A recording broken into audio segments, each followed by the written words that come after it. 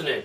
We're here today with pupils from St Thomas More's Catholic School in London, and we're going to be discussing Hitcher by Simon Armitage.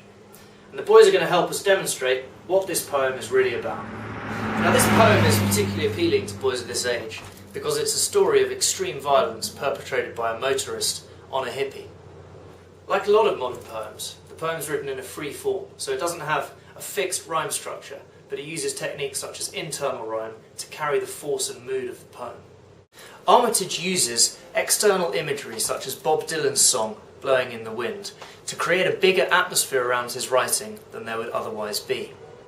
Armitage is from Huddersfield. That's a town up in the north of England, and when he wrote this, the north of England was in a period of decline. This is where we get the theme of the poem. Someone who is probably out of work, they're depressed, they're finding life really hard, and they take it out on the hippie who is still living the dream.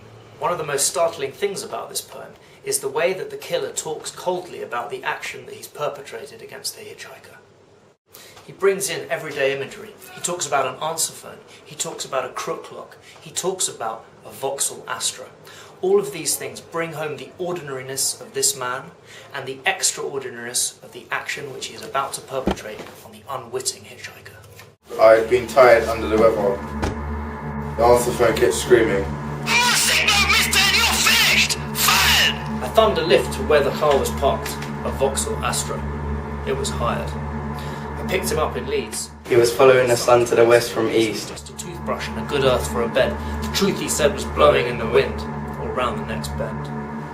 I let him have it on the top road out of Harrogate, once with the head, then 6 times with the crook lock in the face. Didn't even swerve. I dropped it in the third and leant across to let him out, and saw him in the mirror, bouncing off the curb, then disappearing down the verge. We were the same age, give or take a week. He said he'd like the breeze to run his fingers through his hair. It was 12 noon. The outlook for the day was moderate to fair. Stitch that, I remember thinking. You can walk from